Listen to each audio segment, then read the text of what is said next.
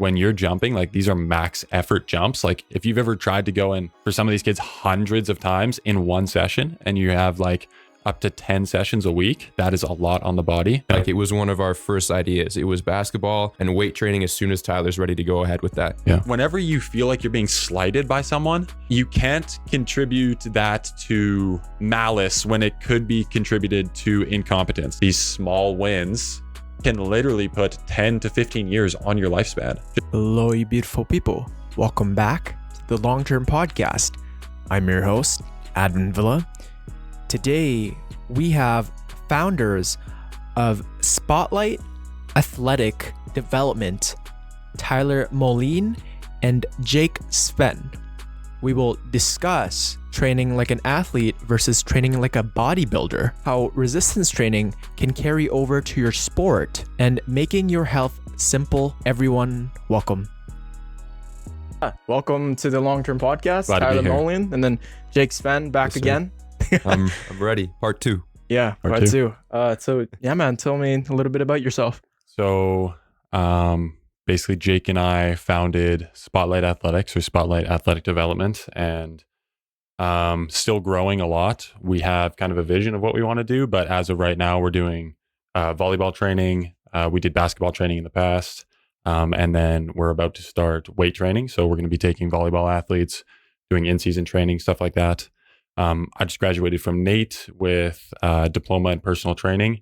Took me 4 semesters, going to McEwen in the fall, trying to get my kinesiology degree, 2 years at McEwen, 2 years at U of A, and currently in the process of being certified with a brand called CSEP, which is basically just a training company that is held with a high regard. So if you have a CSEP or like a CSCS certification, anything like that, it's basically just, it takes your credentials to the next level and verifies that you have you know what you're talking about kind of thing. So played sports all my life, work at his dad's clinic, physio clinic, for about 3 years. So I have a Nice. little bit of Yeah, you took my spot. Yeah? took Jake's I got spot. fired. Really? Tyler took my job. Got fired when he was 14 by his dad.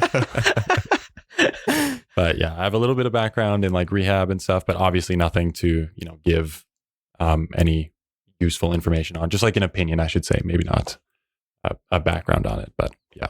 Yeah, man, that's just dope. resistance training. I've seen Spotlight grow, and it's all thanks to the trio, hey?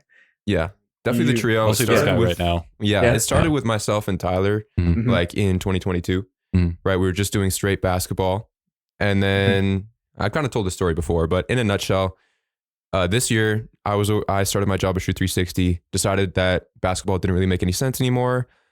At the very same time that I kind of decided that, Jonah hit me up and was like, "Hey, I want to run volleyball camps." I was like, "Let's do it together." And then they blew up. Like we got 60 kids out to these volleyball camps, Mhm. which was really Dude, good for our that's first time. phenomenal. That's Yeah, amazing, man. Really, really good. And they all loved it. Like we wrapped up last week. So I've been getting all of the thank you emails, all of the feedback, and everybody's just like, "We had such a great time. We can't wait until next year. Like we'll definitely be back." We even had kids who like told us before that they weren't going to be available some days, and they ended up like making time to come to our camps, which means so much to me. Mhm. Right? It means that we're doing something right. So You The guys, it's- growth has yeah. basically just been Jake, to be honest with you. I mean, Yeah. it started off with Jake and I, and then I was just grinding school out, and Jake has just been background, like management, financial stuff, getting products in. Like we have like hoodies that are like, they're gas. I haven't heard a bad review on the hoodies. Oh, yeah? I like them. We got shirts. Jake's got some other stuff cooking right now, but this guy's been growing it all, and he's been working, and he's been doing spring classes. So he's been the furnace for Spotlight, and he's just really setting up a good, platform, I guess, for, like you said, Jonah to do volleyball and myself to do weightlifting. Hopefully within the coming years, we can reciprocate the work that he's done. He can take a little step off the gas a little bit, and then Jonah and I can pick up some slack and kind of balance it out a little bit, because he's been grinding it out really hard. So That reminds me of the story of this lady who was really into baking, and then she eventually, she started baking and wanted a business out of it, and she kind of forgot about baking because it got so successful because she got focused on the marketing, kind of the people coming in and kind of the board meetings, and just advertising. And that's kind of, you started off with a passion with basketball or volleyball. And then now you got the hoodies out. Now you got kind of reaching out to people. Bro, back and forth, hey, it takes a lot. Yeah. Like, and putting yourself out there. It takes a lot of courage. It's different. It's different for sure. But I really enjoy it. I mean, Tyler can even remember us growing up together. How many stupid videos did we make when we were growing up, right? Like iMovies. Yeah, like iMovies and stuff. Dude, but that's where it starts. Like, Exactly. Mr. Beast. I don't know if you guys ever seen a Mr. Beast video. Yeah. Like, he was doing that for fun for like when he was 10. Yeah, he was like 11. exactly. He just wanted to grow. And he did it for fun. I mean, that's the root of all our passions. Right? We start off for fun and eventually, how can I make this work for my career? Yeah. And then now like this, and this is just the beginning, hey? Yeah. And it's crazy kind of the growth. Last time you were here was what, like 3 months ago? Yeah, it was a little while ago. But right Yeah. before, maybe like a couple months before we started our volleyball camps. So it was a little while. Yeah. And then now it's taken off. Like you had like no posts back then, like 3 months ago. And now you've had what, like how many camps have you had so far? We did 7 weeks of camps, 4 different camps. And in that time, we gained like 200 followers, which is really cool. Baby. So, I mean, we went from 150 to 300 or 350, whatever it is now, which is still like nothing. But he's been doing the social media stuff too. It's fun. Like man, this guy's that all too? the behind the scenes as of right now. Oh, dude. Social media stuff. He started off. My friend, like our really good friend Ben Stredwick, we were working out together, and Jake had to show up to the gym. Jake had happened to show up to the gym while Ben and I were lifting. We were doing a really heavy squat day. Jake shows up. He's like, "Guys, I got this new phone. Let me take videos of you." And he took videos of us and cut it up and made like some of the worst edits I've ever seen in my life. But he loved them. He was like, "Look at this, These are sick. Ty, look at this. Isn't this awesome?" Oh, He cap went- cut. He went That's and the walked cap around cut the life, track. bro. He didn't even work out. He just edited on the track at Millennium, and he gave it to us. And one of them was okay. Like Ben's was okay. Yeah. And then mine was like, I was like, Jake, that's brain terrible. day, man. You guys get brain day. But yeah. That's how it goes, bro. I went with the goal of doing a full workout, spent 2 hours at the gym walking on the track, editing videos. Yeah. Dude, that's And dope. now he's really good at them. Like the videos are very entertaining. So I don't know if he took some like 1 week course on how to edit videos or something, but now the videos he makes are actually really entertaining. So Thank you. big strides. I've seen them. They're popping off. Yeah, they're good. Yeah. And then we were just even talking about it earlier, where kind of the people's attention spans, like we're like, once you start making these videos, you get to see like the analytics and you get to see where people's attention tanks, and you go, oh, was it like the cadence of my rhythm there? Was it just not as captivating? Yeah. So you would like the conversation skills get sharpened along with the editing. Yeah. And then you see, are you going to take that up too one of these days? The editing? Yeah. I don't know. Make I'll my try job to a be lot there. easier if you would. Yeah, I'll try it. Yeah. I don't know. I don't know about the actual like behind the scenes editing, maybe like video ideas and stuff. There you but go. Jake cuts up all the editing really take well. that. So Yeah. that's his thing right now. Yeah. If you want to like put in GIFs, like let me know. I'll show you. Do you Yeah. have like the full cap and cut version? I do. Yeah, I pay for it. Yeah. Okay, sweet. Do you have it on PC as well? Yeah. Bro, I'll send you all the good websites, man. Oh, do it. Yeah. I would actually love that. Yeah. Yeah, dude. We'll make sure to squeeze every single second of people's attention spans. So make Do it it together, lower man. and lower. Let's Yeah. figure it out. But educating them as well. Yeah. Exactly. But yeah, so you guys are rolling out with a weightlifting kind of. This is a kind of new field for you guys, and you'll be the leader of that. Yeah. So because of my background in just fitness in general, Jake has years of exercise experience, but he doesn't have like necessarily the background. Like I went to school for 2 years just learning about exercise and everything that is accompanied, like a couple of nutrition classes, stuff like that. But basically I'll make the workout programs. It'll be in-season training to start for these volleyball players because we just wrapped up with them. A lot of them are getting started with, they have school coming up and they also have club tryouts at the same time. So these guys are like on the court, like some of them 7 days a week. So we're only doing 1 session a week right now. Anything more than that would like just kill these kids, because when you're jumping, like these are max effort jumps. Like if you've ever tried to go and like dunk or hit a volleyball and you're jumping as hard as you can, and you're doing that for some of these kids hundreds of times in 1 session, and you have like up to 10 sessions a week, that is a lot on the body. So we're kind of just rolling out, like you said, in-season training. once a week, trying to get myself experience in the field. Jake will be there to help me if we need. But yeah, trying to establish Spotlight as, a reputable and reliable training company that's not going to take your volleyball player and try and make him a weightlifter. It's taking your volleyball player and making him a better volleyball player in the gym, rather than trying to get your volleyball player to bench press 225, because that's completely useless. And some people who have a background in fitness, all they see is development in the gym and not development in sport, which is kind of where Jake and I come in. Because we played sports, we've worked out while we played sports. We kind of have a better understanding of where the balance hangs. But yeah, that's kind of what we're getting started with. And then after I'm done my first semester at McEwen, we're going to try and get some off-season training going and really get more clients in, more athletes in. And that's where we really put the inches on their vertical, stuff like that, moving forward. I can tell you guys have put in a lot of thought into this and approaching the workouts with an objective in mind. And sure, you can get stronger. Like you could just bench and squat and deadlift, but then creating a program that surrounds kind of the ideal focus of the sport, right? Whether, because you had mentioned these are kids jumping 100 times per day. Yeah, you need to be able to armor their knees, man. You got to be able to prioritize those exercises that reduce the chances of injury, because one injury, right? I'm sure we've talked about it prior to that, and it can set you back years, or in fact put you out forever. So it ends careers. And that's certainly it's great that you had gone through it, right? So now you can implement what to do to prevent kind of those massive injuries. Yeah, that's like it's almost what it took, right? It's realizing how much that would have benefited me when I was in high school, and myself wanting to put that back into Sherwood Park's sports community, right?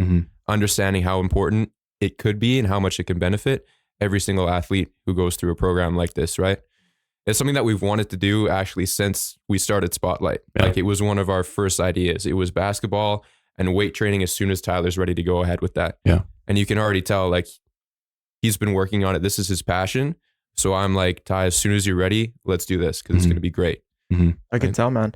Let's talk about training like an athlete versus training like a bodybuilder. And what are the key differences in how athletes should train compared to bodybuilders? Well, so I know you go to the gym. Yes. You do a lot of aerobic training though. Like you run a lot. Yeah. I've kind of mixed it up with weightlifting and running. Like I'm more focused on my cardio. Yeah. Like I just try to maintain and look like I'm a lifter. Yeah. But I'm not necessarily too concerned with the numbers. Yeah. Well, I would say it kind of all starts, like every athlete always starts as a bodybuilder because that's what's popular. Yeah. And that's what's easy to access. It's not easy to access like training like an athlete. So training like a bodybuilder is like, I even remember the first time I was in the gym would have been, I was like 14 or 15, and I had to go and do an orientation with my mom because I wasn't even old enough to go work out by myself. And I'm sure Jake started off like this too. Or maybe not. You had did you start with a personal trainer? I had a personal trainer for a while, and then I went with Trent, and then I started going with you, and that's when it switched up. Yeah. So like bodybuilding, obviously people think I'm just trying to put on muscle. Like a lot of kids, even though they might be athletes, they might just say, hey, I want to put on muscle because I'm a skinny little kid. Like that's what it was for me for sure. And the pursuit of putting on muscle is like vastly different than the pursuit of athletic performance. Yeah. So I would say, like if you're trying to put on muscle, there's a lot of focus on one thing. Whereas when you're trying to be an athlete and prepare for sport, you have to focus on a very wide variety of things. So when you're focusing on putting on muscle, it's literally just like mechanical tension in the muscle, metabolic stress. You're being as stable as possible. Oftentimes you should be using machines. You're controlling the eccentric. It's literally just get a pump basically.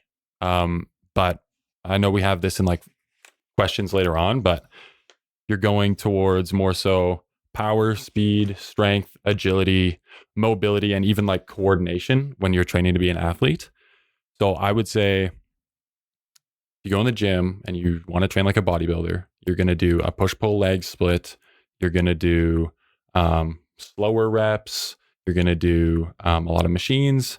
And then as an athlete, you might even do something like Olympic weightlifting, which I'm a really big fan of, but not everyone necessarily in the strength and conditioning community is. You're going to do a lot of sprints. You're going to do a lot of jumping. And you're going to do a lot of deep range of motion work, like you said, to prevent injury.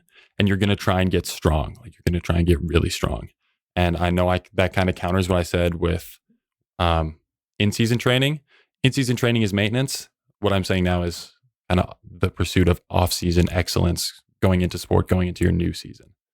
So that's probably what I say the difference is. Like, you're trying to train so many qualities as an athlete. And don't get me wrong, you will put on muscle pursuing those qualities, but that shouldn't be the main focus of athletes, is to just put on muscle. Yeah, if you want to progress to your sport, sure, you could do a push-pull legs and you'll look bigger than everybody on your team, but are you the best player? Yeah, exactly. Like, how's your VO2 max? Like, how's your joints when you are jumping that much?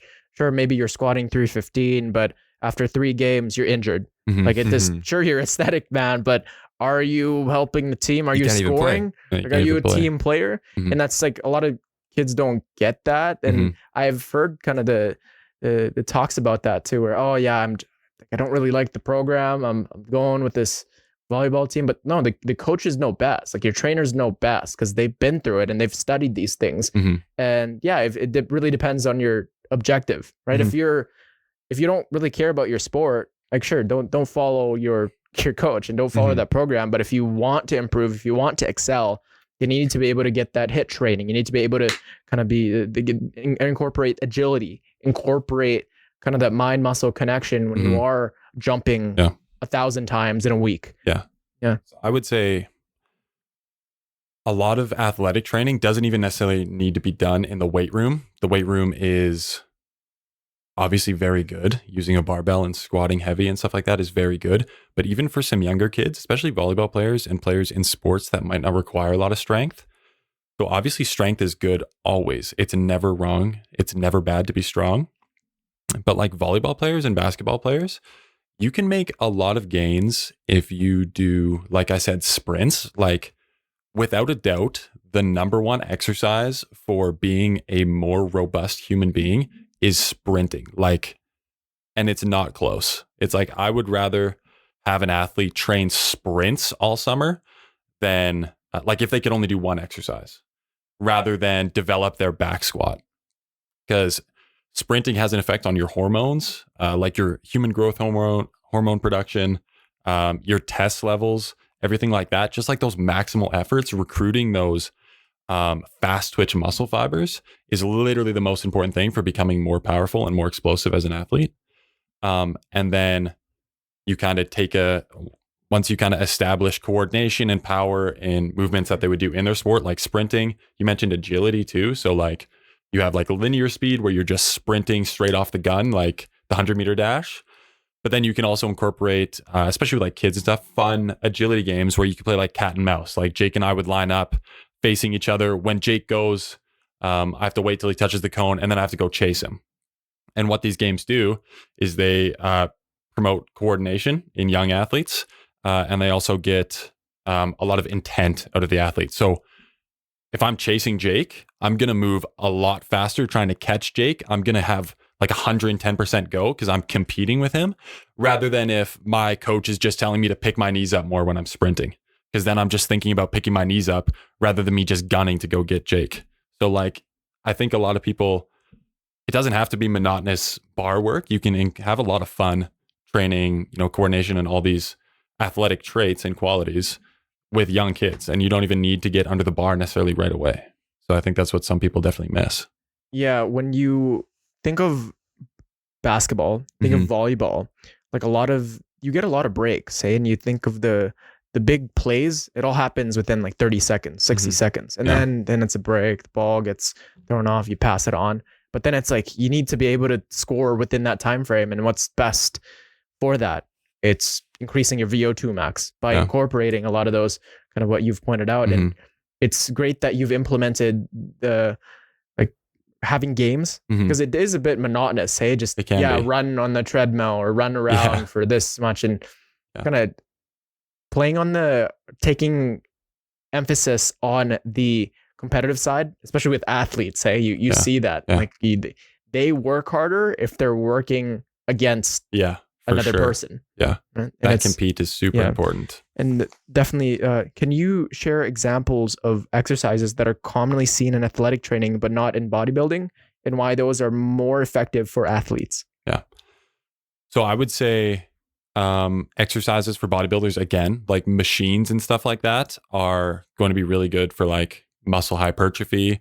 And even just like, I mean, a lot of bodybuilders will do like barbell and dumbbell work, but I guess that's not the most optimal. But for athletes, I would say the number one type of activity that you don't see bodybuilders doing, aside from like sprinting and stuff like that, would probably be Olympic lifts.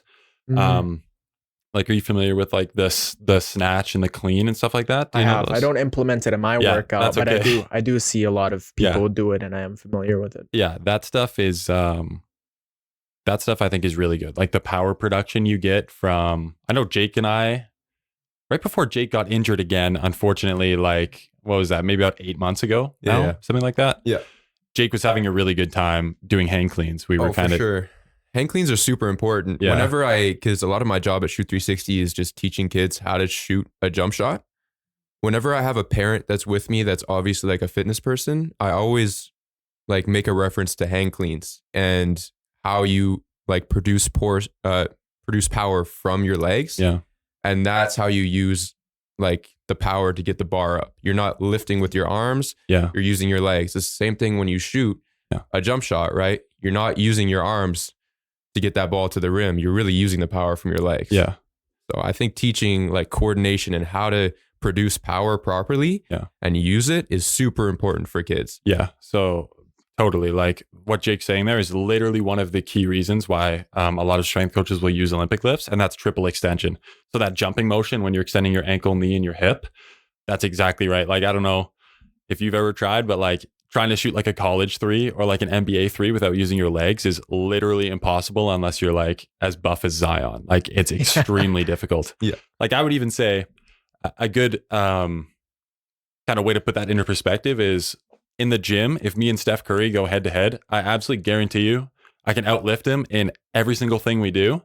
But his form and the way he uses his legs and his triple extension, he just makes shooting an NBA level 3, even a half court 3, just completely effortless. If I tried to shoot a half court 3, my form would break down like ridiculous and I'd be throwing my shoulder out. So yeah, like Jake said, like coordination, especially of the lower body, is taught to a great degree when you're doing hang cleans from the floor or even from the knee, and snatches as well. It's the same movement. So it's that triple extension, and you have to have really good timing when you do it. Just like when you shoot a basketball. Like if you're shooting a basketball, you have to time it so that you're going on the way up, not that you're shooting on the way down, and you can't shoot too early either. So Jake's right. I've never even thought about it that way, but Jake, like the timing of a basketball shot, and so I'm saying you and me have to get back in the gym. Work on your jump shot, bro. I've been learning. Do you guys implement hang cleans and snatches to all the players? Because it really depends which position they're playing. Yeah. Because you may have someone who's a forward or a defense, and it really depends as to kind of which workouts they incorporate. Because if you compare like Shaq and like Curry, right? Yeah. Like, depending on what the objective is, like if it's defense, like of course Shaq's gonna dominate, like the Curry's just gonna fall over, right? Yeah. But yeah, well, how do you guys go about that? Do you make everyone do hang cleans and snatches? I would say in general, if I'm gonna work out with an athlete only occasionally, I'm not gonna take the time to teach a hang clean and like a snatch, for example, because if I'm only gonna be with an athlete, let's say once a week for like 2 months, that's not enough time for them to learn the proper form. They're very technical lifts, and to get the most out of it, you have to have good form. But if you have bad form, you're still getting benefits of them. But I would say they're definitely, if I have time, especially when we do our off-season training, I'm absolutely going to take the time to teach them to do these Olympic lifts, all the kids that we work with. And I think just having patience when you train is super important. The skill acquisition of, like Jake said, the coordination, and the benefits at the end of being very coordinated and being able to clean a lot of weight is like they significantly outweigh the benefits of just like doing a trap bar jump, which a lot of people will say emulates a clean. So I would say the skill acquisition you get from learning to do these movements carry over to sport. You're going to be more coordinated when you get back into your sport. The power production during your triple extension is going to be better. If you think about it too, like sport specific wise, although it's not volleyball related, let's say like a football player is doing a clean, you're propelling an external body of mass that is the barbell within like half a second. You're triple extending, and then you have to get down into this deep range of motion and catch it within milliseconds. So it's just like if I were to go hit Jake, linebacker, I'd hit him, he'd move a little bit, and then he'd come right back at me. It's that give and that take kind of thing that you would get in like football or even hockey. So while that might not be specifically tailored towards volleyball players, just overall force production and just building robust athletes that can get into those end ranges, that's going to prevent injuries. And that's kind of one thing that I wanted to touch on when you said like how would I program for certain athletes? The younger kids that we're going to be working with, and even kids that maybe don't have the most experience training, really good form with really deep ranges of motion. Jake knows that I love a full range of motion squat. And if you can put athletes in these deep ranges of motion with a lot of weight, you're preparing them for mobility that is inevitable within their sport.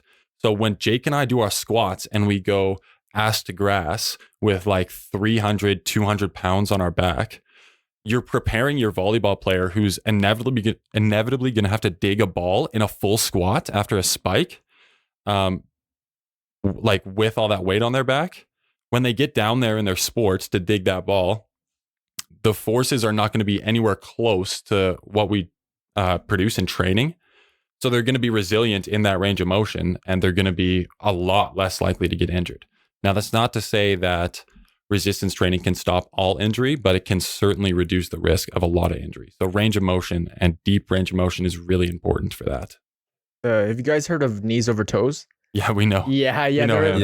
Kind of with tying that in with progressive overload. Hey, and sure, there is like the proper form for squats, for inserts exercise like bench, and they say, oh, to only touch your chest. But then you look at all these sports, and there are positions that the human body is put in, and if you haven't calibrated and if you haven't trained your body to absorb that load in that position, let's say you've just been benching or you've just been squatting in all perfect form, and they always say don't sacrifice form for strength. Yeah, but you need to predict what kind of form you're gonna be in sports and cater your exercise to be able to take those hits when they do come. Exactly. Right? If you're positioned in basketball and you're like, if it's like a weird position and you've never been in that position, you're going to get injured. Yeah, it doesn't matter how strong you are. If you're not doing the correct movements, right? If you don't have that in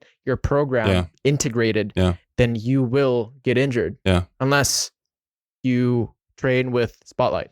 Yes, sir. Plug that in. Yeah. That's exactly the point. You got it down. How does focusing on performance-based goals rather than aesthetic impact long-term results and motivation?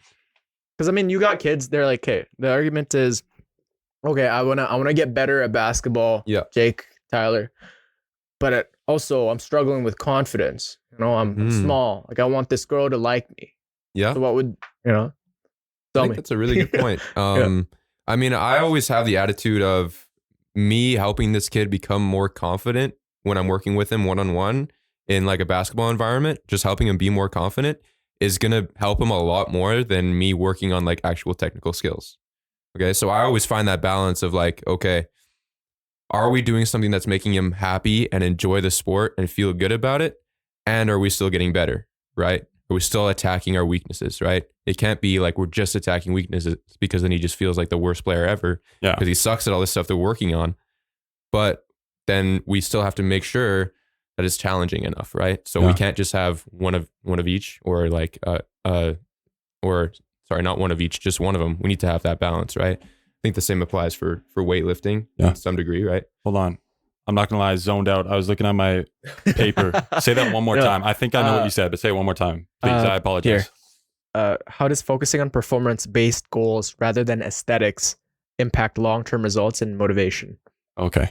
So Jake. We were kind of talking about confidence. Yeah. Jake kind of got it down. Okay. It's pretty similar transfer over to weightlifting, but I think he But basically covered the I'd- premise of it. I would say he said it well. I'd even add that, sure, okay, you might want, bigger chest, bigger biceps, bigger triceps. That's all like fine, Mhm. like to get girls, right? Yeah. But a better way to this, you guys could use this. A better way to get the crush's attention is if you're the baller on the court, if you're the one shooting, if you're the baller. Sure, Just you look may at look Trae all Young, pretty, man. right? Don't look at Trae Young. He will make you But go if you're- blind. But okay, let's say this kid's got no hope. He's ugly, even the muscles won't help, but his play style could do it. Like you could the play style, you hone in on the play style. Mhm. Everybody will like you. Yeah. That's it. That could be. Only Let's be Spotlight honest. will do this though. Only Spotlight can do this. Yeah. I mean, let's be honest. If you're like, how many girls have you pulled putting on muscle? Yeah. Me, None. zero. There's zero, bro. A lot of Zero. guys, not many girls. A lot of guys. You always get pull a more lot of compliments from guys yeah. for Oh, sure. Yeah, nobody cares if you're benching. Like, no girl cares if you're benching 225 or 135. They don't even get the difference. Yeah, Like, what not, is the most of the difference? time they Most don't. of I would the say. time. Yeah. Yeah, it's like they just see a plate and like, oh, that looks heavy. Like, good for you. You're fit. That's it. Yeah, Like, But I would say definitely performance, like how you perform, like you said, like being the guy. Yeah. Like I remember, like David in grade 8, like was the volleyball guy. Like that guy was unstoppable. That's true. David got You all know the David. girls. yeah, Purdue. Yeah, we Pardell? were just there David bowling. got all the girls. He in got all junior the high, girls, bro. man. He had like a 35-inch vert in grade 8. He was just like Oh, so ahead of the curb. jeez. And like just being a performer, like being a dog. I mean, I've seen that get way more girls than any amount of muscle. Like not even close. Damn, I didn't know that. No, he Yeah. was a He's always a very humble He guy. was different. He was different in junior Now high. he's just like He's so humble, He's though. the smartest guy I know. yeah. You know? Yeah. He just We love that says guy. things that are like one time we were on the bus and he was like telling me about like this math problem and like he got really deep and I'm like, sounds really smart, but I don't fucking I understand. have no idea what you're talking No about. idea what you're saying, Dave. I have no idea. No, but it's like it made sense, but it didn't. You know when like someone you're really interested, Mhm. but it doesn't make Yeah. sense, but it's like you're still enjoying the conversation because Yeah. they're smart and Yeah. you don't get it, but you get it. No, you're Yeah. right. Dave definitely has that balance yeah, of like, he's got that oh, balance. he's super smart, Yeah. but he makes you feel really smart when you talk to him Yeah, too. yeah. Right? That's Because why he I brings like- you up in the That's why I conversation. like having that guy around. Because I'm like, I For feel sure. smarter. Like, I You got to think- have him on yeah. the pod still. You still haven't had him, right? Bro, I've been begging. Dude, I've been begging, man. That's how it feels Yeah. for us to hang Yeah. out with him now too sometimes. Yeah, Yeah. he's busy, Gotta beg man. him. He's gonna one day he's gonna like work for Google or something. Yeah. Yeah, no, if you like, I meet up with him sometimes on campus. Yeah. And just like the opportunities that he tells me are like, whoa, like I thought you'd only hear like Zuckerberg and like Musk talk about Yeah, this he's a beauty. shit. We love him. Yeah. Yeah. You He's a love him, cool man. guy. Let's talk about how resistance training can carry over to your sport. In what ways does resistance training improve specific aspects of athletic performance, such as speed, agility, and power? Yeah. So kind of basically just kind of the summary of stuff I touched on. I'll kind of give you the rundown to simplify strength and conditioning is if you're going to make a program for athletes, especially off season, you're going to go you're going to teach really good form in those deep ranges of motion. Like I said, that's going to prevent injury after you get really solid form. Also, when you do that range of motion work and that really good form, you're going to be putting muscle on them because you're going to be doing slightly higher reps so that they get used to it. You're not only going to do sets of like 3 to 5 when you're teaching them form, because obviously you want them to become coordinated in that movement pattern. So you're going to make them mobile, I should say. You're going to make them mobile. You're going to make them strong in those end ranges. You're going to put a little bit of muscle on them. Next phase, you're going to work on getting them strong. So now you're going to start adding weight. You're going to start lowering the reps a little bit. You're going to start just really getting them checked in on the basics, the fundamentals. And then you're going to work through power. And power is really important. Power is going to be like when you introduce heavy cleans, heavier snatches. You're going to start taking some of the weight off that you put in the last phase. And you're going to start trying to get what I like to call effective reps. So the rep you're doing is good when you're trying to move it as fast as you can, but because it's so heavy, you can't move it as fast as you can. So like that's comes with any strength movement, any hypertrophy movement, or any power movement. So like, let's say for you, I'm assuming you do a decent amount of hypertrophy when you're not doing, because you said you want to look like a gym guy. So the reps that you're actually building muscle on in your set of 8 to 12 on chest fly are going to be the reps that you slow down and you grind out. Those are the effective reps that we kind of want to get in no matter what quality we're training, because that's going to be carrying over to their sport. And that's just the weight training part. Before the sessions, we're trying to throw in sprints for maximal power. We're trying to throw in some extensive plyos, so high reps to get coordination, tissue capacity in, just making them ready to play their sport. And we're going to get maximal jumping for distance, maximal jumping for height, maximal jumping for distance with one leg, for height with one leg. And then you're doing that laterally, forwards and back. You're trying to get in every plane. So just all around preparedness, kind of just what I touched on earlier. But it kind of sounds like a lot, but it's simple. I might be sounding a bit like a madman. It's pretty simple I could write you like a great job. No, you're doing a good job explaining it, man. I think you're very prepared, and it sounds like you've explained this many times to people. I like talking about it. Yeah. I'm still kind of trying to articulate it a little bit better. Oh, you're a very good talker too. You take a public speaking class? Like every time, sorry to interrupt, but like every time that we're in the gym together, me and Ty, he always takes the time to like break it down to me, because obviously himself and our friend Ben both train together a lot. And they're both like, Ben is a kin kid. Mm-hmm. Tyler spent 2 years working on his personal BMX training. Guy? Ben Stredwick. Yeah. I think I've seen him. Yeah, I've met him. You have to have that guy on, please. I begged him too. It seems like these guys are playing hard to get, man. Well, he's a busy. The only time I see him is at the gym. That guy is lit BMX. He rides every weekend. He leaves on Friday and he gets back Sunday night, and then he still trains with me. That guy still trains with me. I weigh 30 pounds more than him, and he squats the same and he benches the same as me, and he doesn't get nearly as much rest or food. That guy is an absolute dog. He's like different. Your entire friend group is just like compiled with the like high achievers, eh? Yeah, I mean, I'm super lucky to be where I am right now. Like to have so many friends, really cool friends around me that are doing cool stuff that I can kind of help them, get to that next level of. I feel like that's kind of where I am right now. Just trying to help everybody get to where they want to go as that kind of background guy, which I really love. But what I was saying is that whenever myself and Ty are in the gym together, he always takes the time to like break down every exercise. Like, what are we working on here? What's the benefit? Like, why are we doing this? Because I get confused sometimes and I complain and I won't do it unless Tyler explains it to me. Like, Jake, we're doing this for good reason. I know it's hard. I know it hurts to hold this position for 30 seconds. No, but like, I think the way you view these exercises kind of, it shows a lot of passion, and I think it's captivated me. Now I want to fucking hit some reps. I want to hop on the program now. Yeah. But yeah, it's phenomenal. Kind of the way you've gone about describing the program and kind of the teaching that you've implemented. Yeah. Well, when Ben and I are in the gym and we work out together almost every day, what is usually an hour and a half workout usually takes about 3, because we're just yapping our lips off like about this stuff. Yeah, dude. So that guy we love that guy. He he works at a company now called Premier Strength, which was the company that motivated me to get into strength and conditioning. They're a hockey gym. They train lots of NHL players. And he works with them. He just did practicum with them. I just did my practicum there as well. So if you ever want to talk more about gym stuff, that guy's probably smarter than me when it comes to most of it, but he just doesn't always get the chance to express it. Yeah, but yeah, he's fair. Awesome. I'll have to have him on. Yeah, convince him. I did ask him. He showed me. He's like, I was thinking about going on, but I think I had BMX that weekend or something. Busy. And next time, I'm really doing this for decades. I'm not gonna stop. Long-term pod. Yeah, dude, this is long-term. I'm gonna do this. Yeah, you gotta keep it long-term, everyone. Everyone, always. Are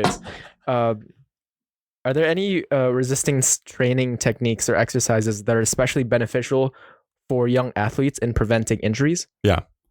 So apart from what I touched on earlier with the ranges of motion, getting strong. I have a quick kind of list that's just point form stuff I wanted to mention.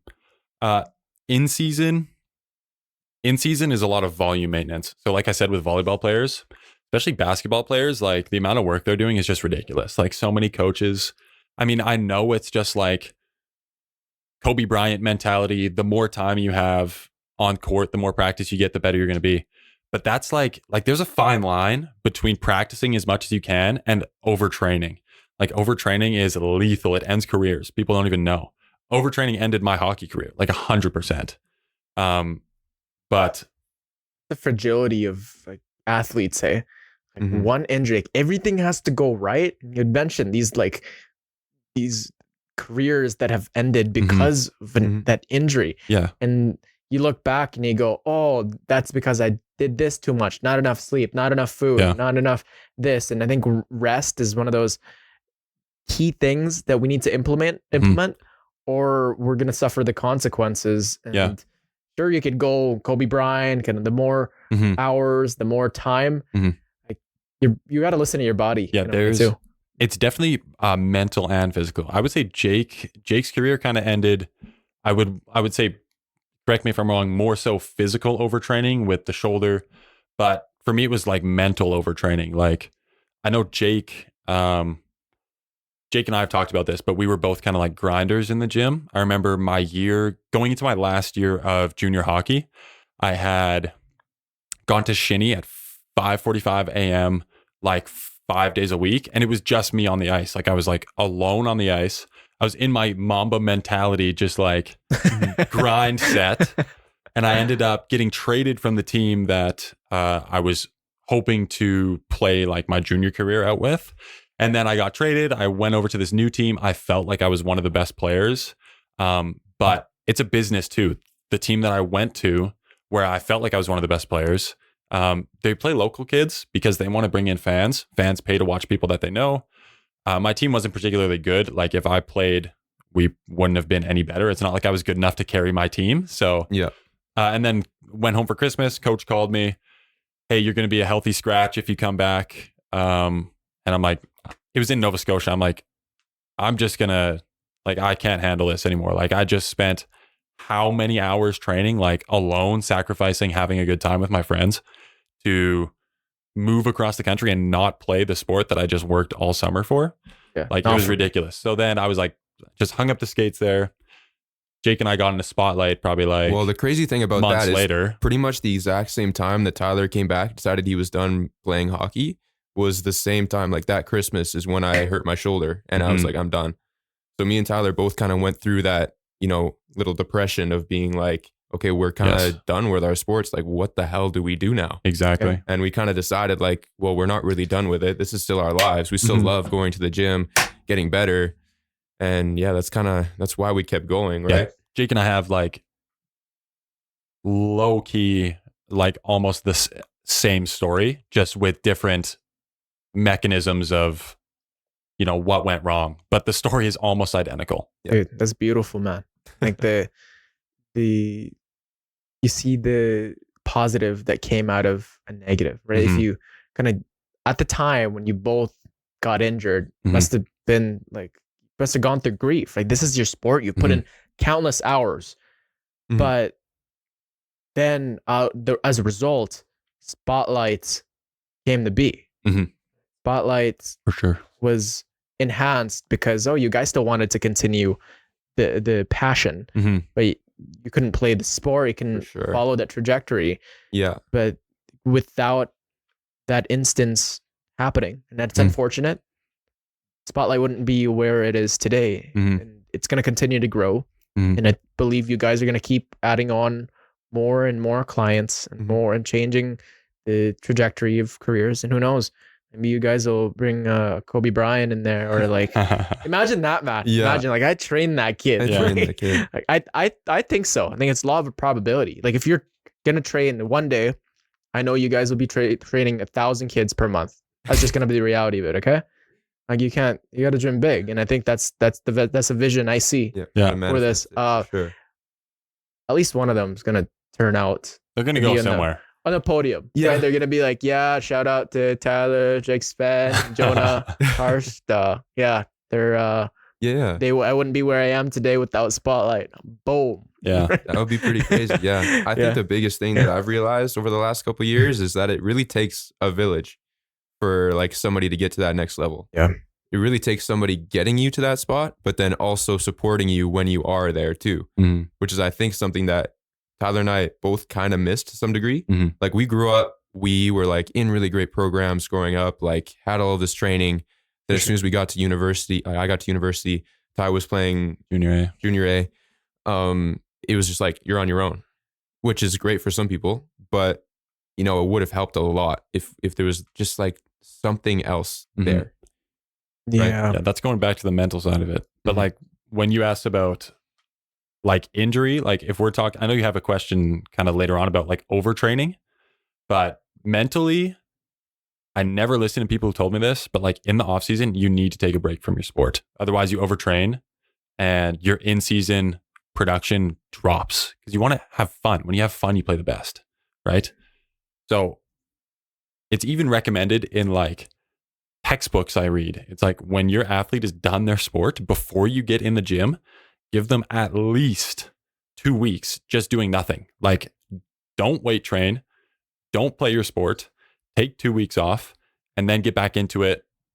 That's healthy. That's like mentally healthy and physically healthy. But like overtraining is super bad, especially for volleyball players. Like I said, they're on the court way too much. They're jumping way too much.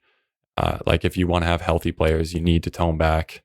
I mean, unless some of the sessions you're running are strictly technical, where the players are just standing there and you're running systems, which volleyball is like, that's not the case. It's like basketball, you can run systems, hockey, you can run systems, but certain sports, volleyball, stuff like that, like even football to an extent, it's like you're practicing and you're playing like way too much considering what you do while you're practicing and playing. And it's imperative to have that recovery implemented, or else you're just going to crash and burn. And sure, like the stars that shine the brightest fade the quickest. You got to keep it long term, everyone. Yeah, long-term podcast. Only at Spotlight. Keep it long term. Sorry, I won't say that again.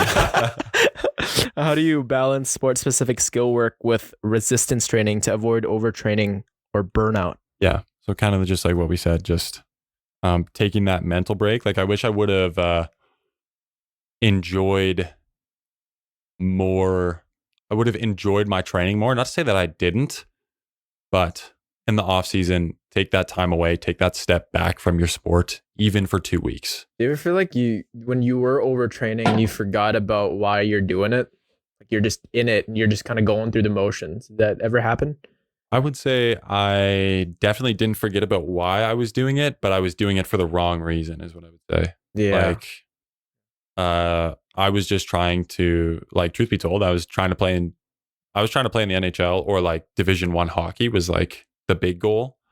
And like, that's the only reason I was doing it. And I wasn't doing it because it was fun anymore. And then that's kind of where the last 2 or 3 years of my career, when I played AAA for those last 3 years and then played Junior A, I was like, okay, I can get somewhere with this. And instead of playing for fun and like I was just grinding, and then that's where you overtrain. At least for me, that's how it went. It becomes a chore. Yeah. And yeah, I did remember 5 minutes you have to go, hey? Yeah. This for everyone listening, watching, this guy is on the grind time. I mean, he's got the pod, he's got the business going on, and he accepted a shift. Yeah, I've got 2 clients to train tonight. So yeah, Mason and Liam. Yeah. You better be ready. Be there. Be there. Do you have to sacrifice sleep? Like, how does you have to have this rigorous of a training schedule? You have to sacrifice something. He sleeps all the time. Yeah. I can't sacrifice sleep, man, because I just can't be productive if I'm not sleeping. Yeah. But I sacrifice a lot of time in my day to, like, I really have to schedule out when I'm taking my leisure time, to be honest, especially this summer. It would be like, okay, I'm going to do this. This is going to be my day. And at the very end, I'm going to have 30 minutes to watch my show. And I'm going to cherish that 30 minutes. And then I'm going to go to bed. It's going to be great. Yeah. Or I know this Saturday, I'm going to go play spike ball with the fellas. That's what's going to get me through my week. And it's going to be great. Mm-hmm. Yeah. But also just like, I don't have that tough of a life. I'm going to keep it real. My job is great. I go and I just teach kids how to play basketball all day. That's what I do. The tough part is school. School can be daunting sometimes. It can be a lot. But I have Spotlight where I get to work with two of my best friends and some other great people too, and great kids. And then Shoot 360 where I get to learn a lot from our coaches and our owner. And I get to be in a position where I can be really creative and kind of, just push myself to get better every day. And then school is just kind of a means to an end, right? So there's always like a motivation, right? Yeah. So it's kind of falling in love with the grind. It's just a different grind, right? And then I'd like to add, there seems to be a belief in society where if you find a passion in life, whether it be you want to be a doctor, whether you want to be a lawyer, you want to start your own business, become an actor, singer, a lot of people quit because Mike Tyson had said that without discipline, you will give up because you feel that slightest bit of pain and it's too much, right? And I'd argue you don't have an easy life. Bro, I'd argue that taking all this stuff, taking all this responsibility, it's not easy. If it was, everyone else would be doing it. Yeah. Like I could say the same thing for the podcast. Oh, I'm pumping this out and I've got these guests and it takes a lot of work. And my life is easy, man. Like, after this, my mom's going to tell, oh, it's the podcast, and tell her about it. Yeah. I'm not lonely. I got 2 dogs in a classic Filipino household. They're all in there. I got home cooked meals. Yeah. I get my good sleep. They allowed me to have this. It's a good opportunity. But this isn't easy. You know what I mean? Yeah. Like you're really passionate about training people and explaining all these things. And sure, Sherwood Park, a lot of people definitely discount what they have accomplished because, I'm from Sherwood Park. It's not like Edmonton. Bro, like, don't discount shit. Like, this isn't easy. Like, this is hard. This is a man's work. Right? Yeah. This is how we rise, is to putting in the constant work and making sure that we, succeed. Because I think it's just not for everybody, right? Yeah.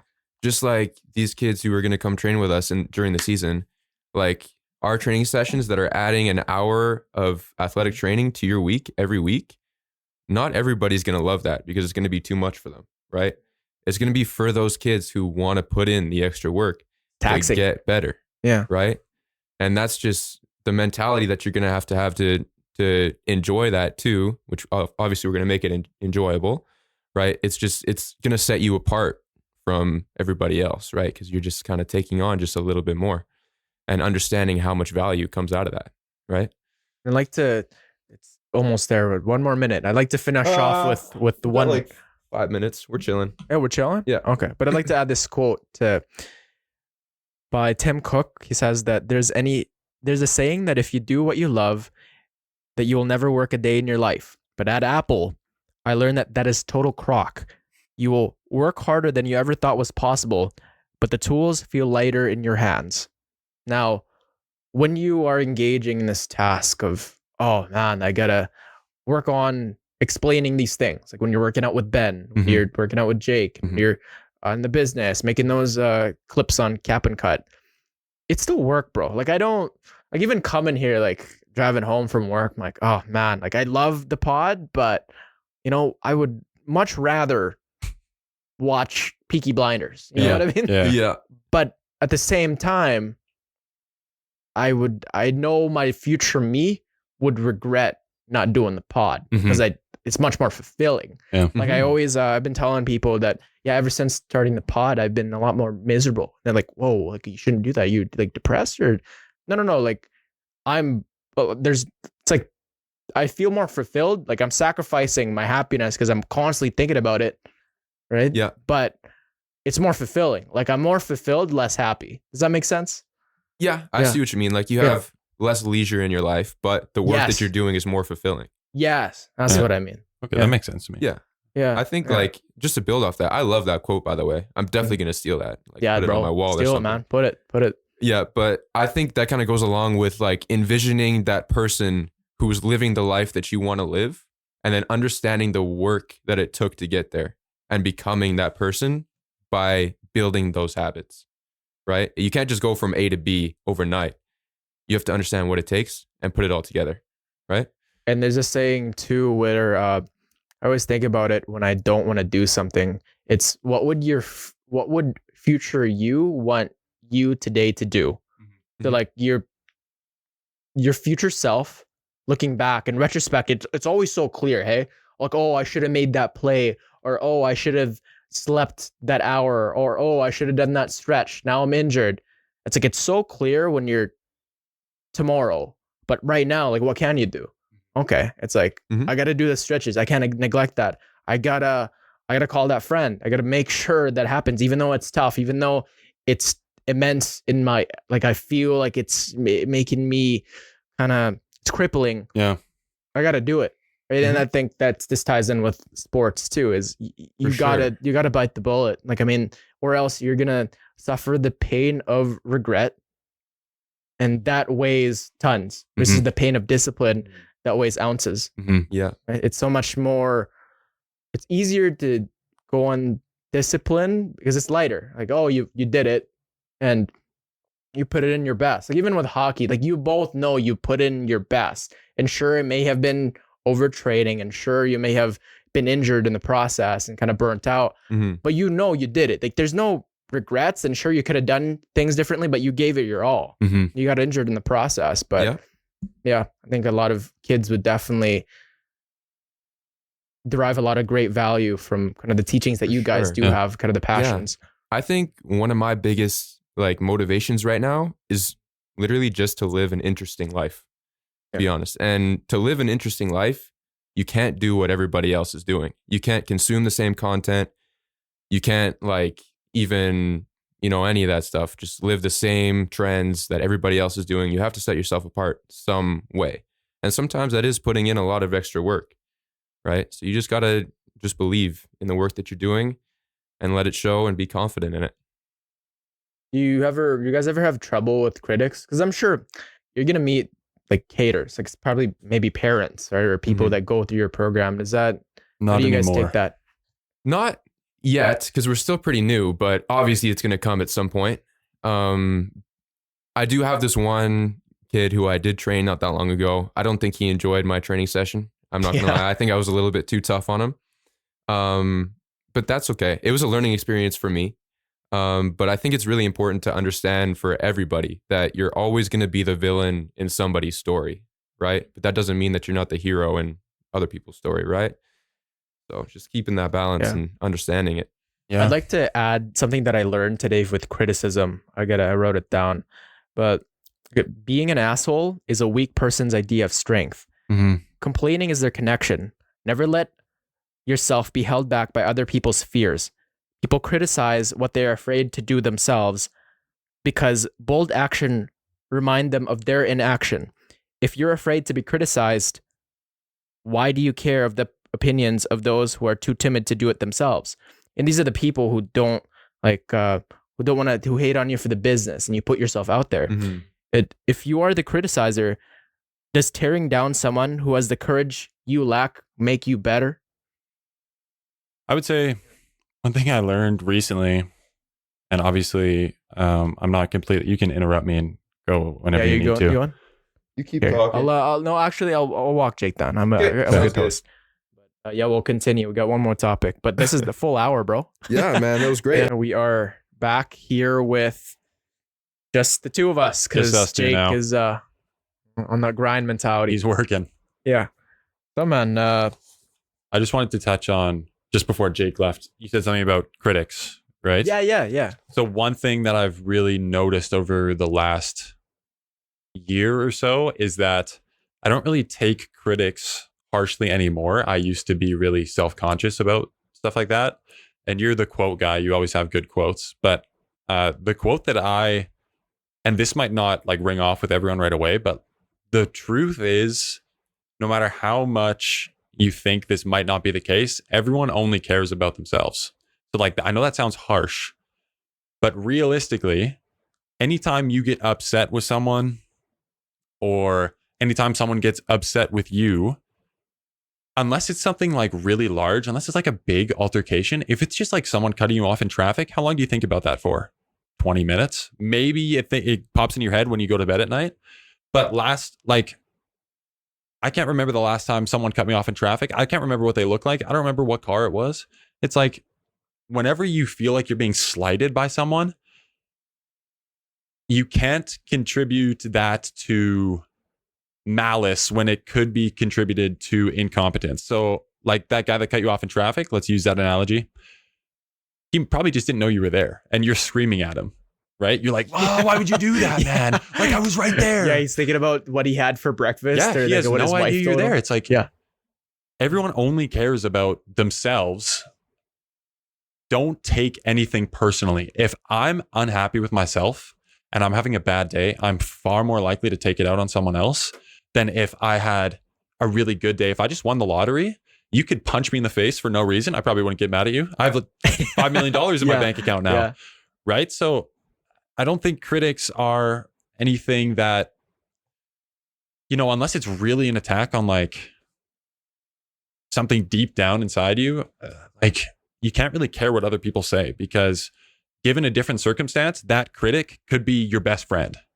Like no one really cares that much. Yeah, that's true. And you provide good insight onto, sure, you're going to think about that for maybe 3 minutes. You get in a bad altercation, but there's other things happening in that person's life. Yeah. And it's the projection of if they're hating on you, it's probably got more to do with them than it does about you.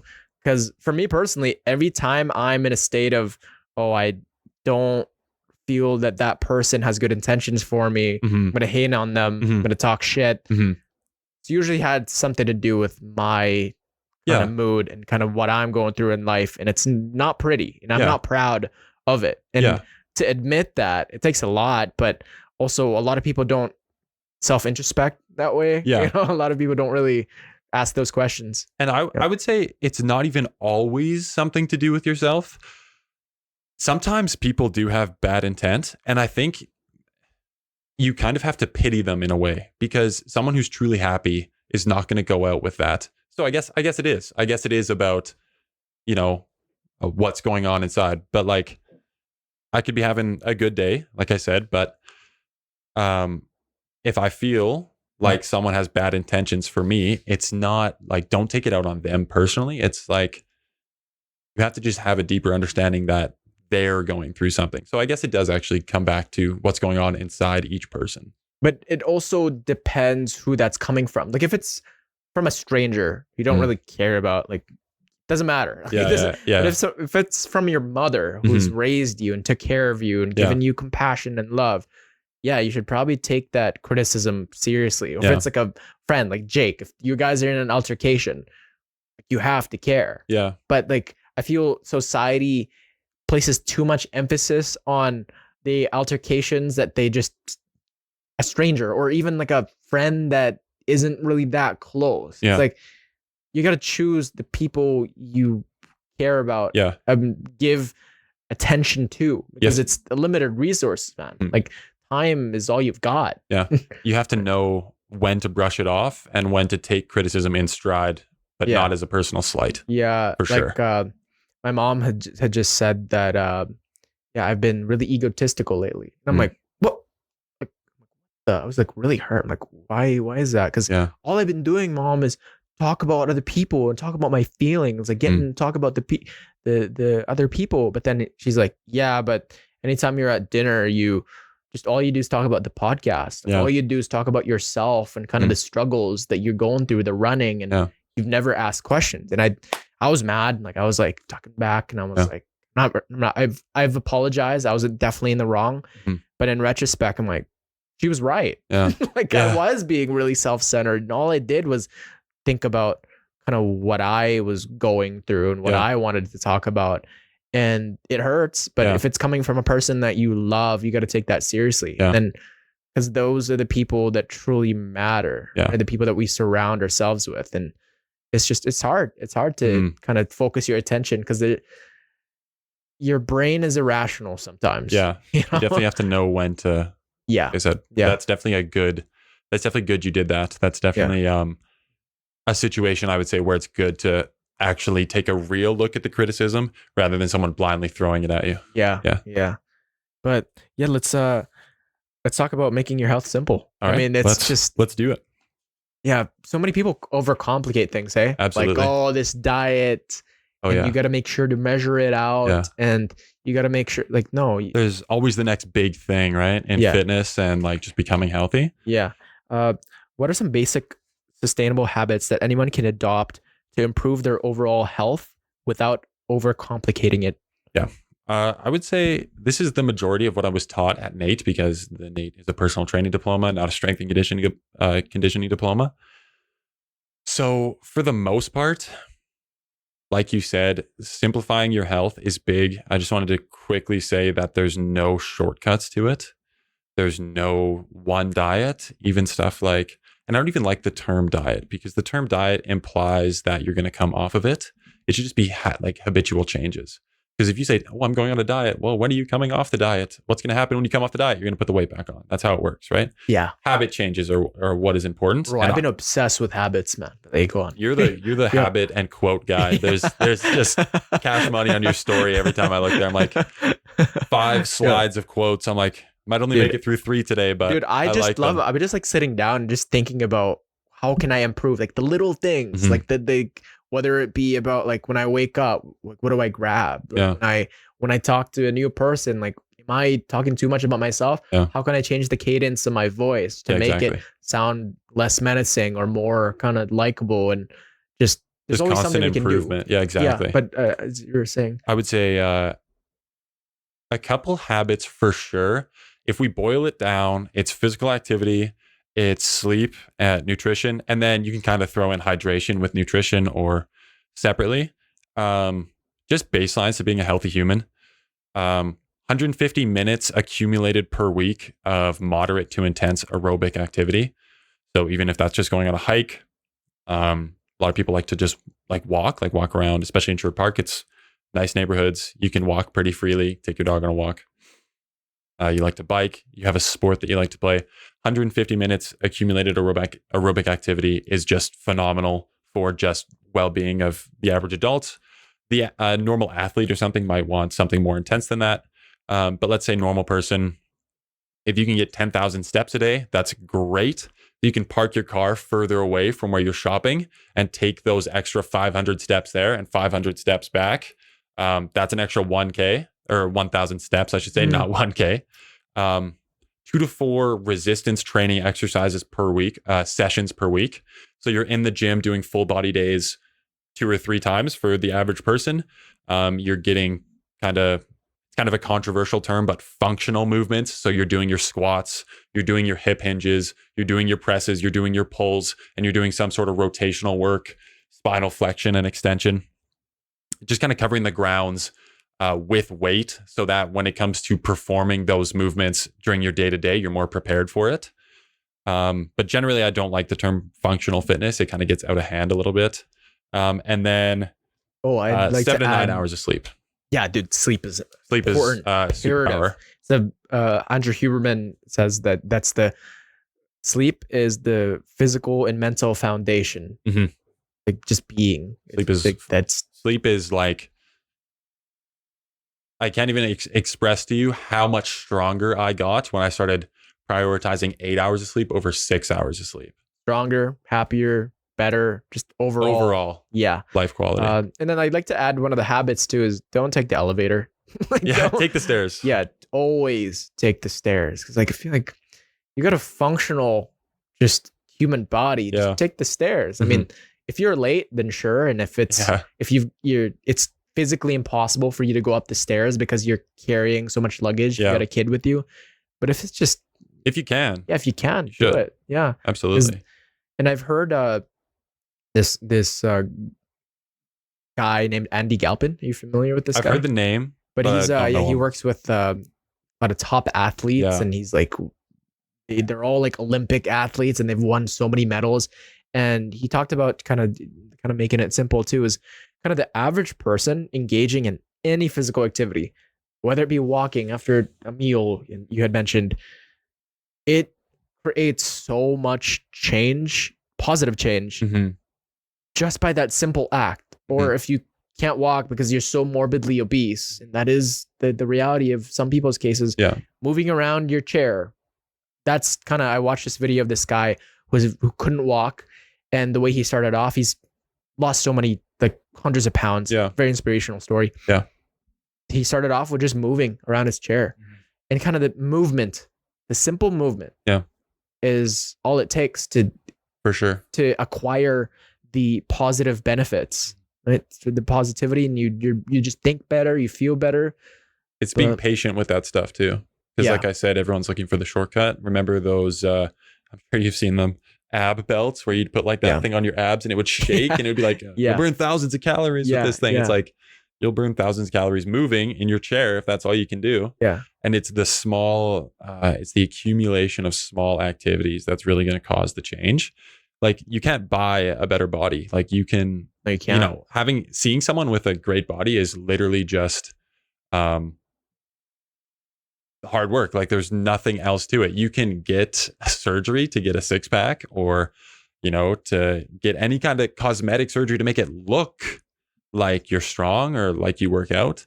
But at the end of the day, you're not healthy. And it doesn't even really pass the eye check. Like people who get surgery for stuff like that, it's like you can tell that they've had work done. done. Do not look healthy. Like No, you can they tell don't. when someone's like artificially like augmented versus kind of the natural way of exercise, of good diet, good sleep. And I'd say the basics are the most important. Absolutely. Because you got, like, I think talking about diet is like some of the most, it's like talking about race or like politics. Like diet, like people people are so offended. It's like, carnivore diet, that'll change your life. And then you get the vegans, and they're the kind of two opposite spectrums. Yeah. And then people that hate on them are like they're so defensive. It's like, oh, what about this? What about that? But it's like, no, if you're trying to be healthy, just like, and first of all, you got to be an omnivore. Like you got to eat everything holistic, approach it holistically. But you don't need to hop on all these supplements and do all these things. If you're hitting McDonald's once a week, you know, that's like, and you're not getting enough sleep, maybe you should work on that. Yeah. And then why you're not getting progress? Maybe it's because you haven't taken the time to fix your hydration, to fix your sleep, to implement those little habits like taking the stairs, or having a little walk. Exactly. So how do you approach simplifying nutrition for athletes while still ensuring they're getting the fuel they need? I would say, so because I'm not a nutritionist and it's not really, I'll just give you like general stuff. I won't give you any like specifics. I have a couple points. Like number one thing I kind of wanted to say is protein is the most overrated macronutrient I've ever heard of in my entire life. Pound per body weight.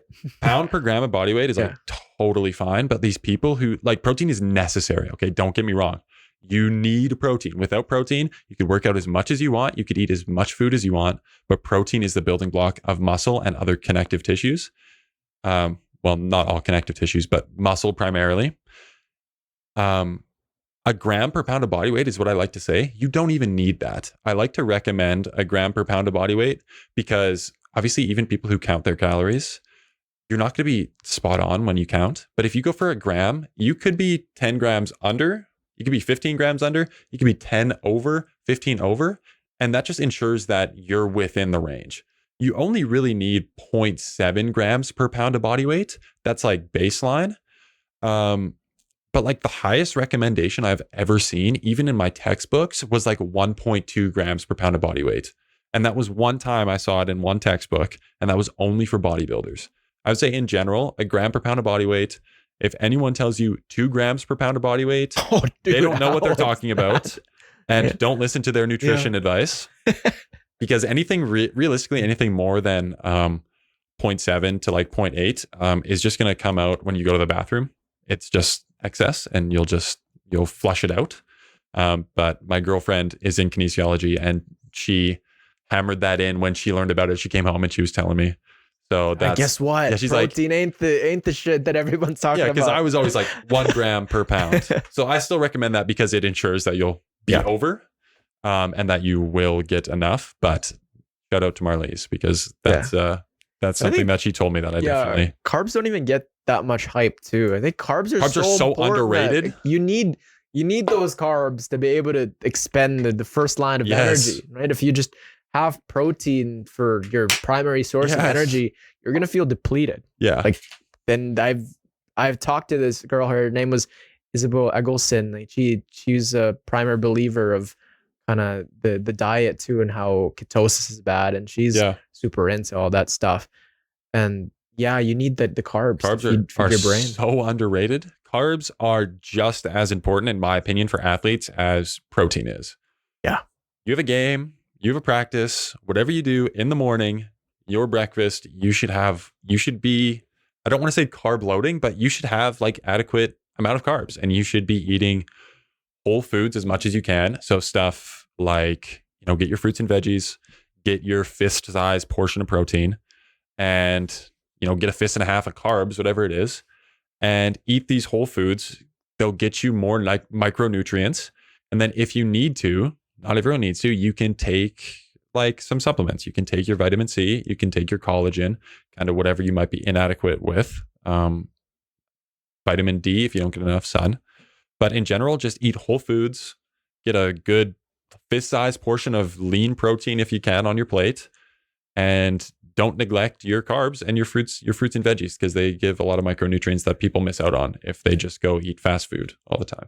Yeah, dude, it's so simple. Like if it tastes too good, probably not good for you. Yeah, right? That's a good marker, I would say. If it's like too good to be true, like what this is probably not good for you. Yeah. Right? Like I think, but over time though, if you abstain from the things that are delicious, like very delicious, like kind of the high sugar, high sodium, like McDonald's, like the chips and candy, over time, you'll just crave healthy food. Like you become so acclimated to the enriching diet that is packed with micronutrients and good protein and good carbs. Like your body just looks for it. And when you prioritize that, you're just not going to want to, your body's not going to crave the high sodium, high sugar, unhealthy foods. For sure. And I'm sure you're the same. You're a pretty healthy guy. And like, do you allow for a cheat day at all? I would say not necessarily a cheat day. I would say I try to get at least like, do you ever count calories? I used to, but now I've kind of just like, I can eyeball it. Yeah, me too at this point. But just to be safe, I recently started counting again.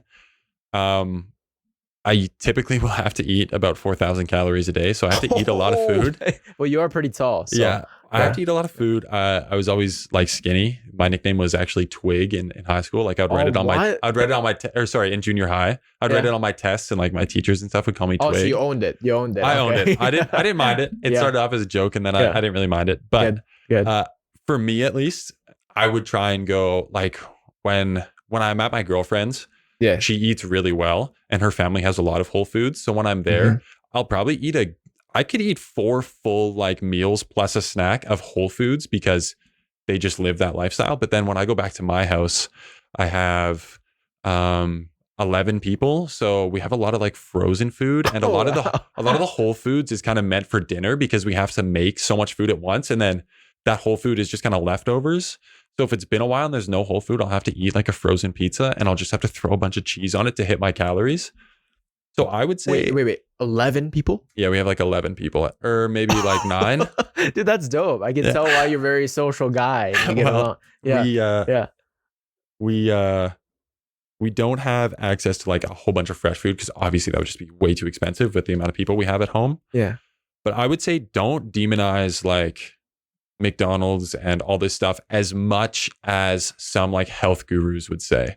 Like, I'm not going to get upset at myself if I get McDonald's for like my last 500 calories of the day, but I've already filled out all my other micronutrients. It's like in moderation, it's okay.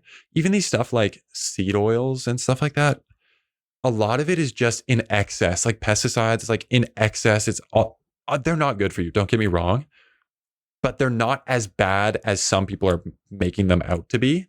You can still eat healthy and live a good long life consuming these, as long as you don't do it with every meal. You know what I mean? And if you can tell if it's actually affecting you like drastically, like if you eat something and you're getting like blotches on your face, like stay away from that. Or if you feel just annihilated after having that burger, then probably stay away from that.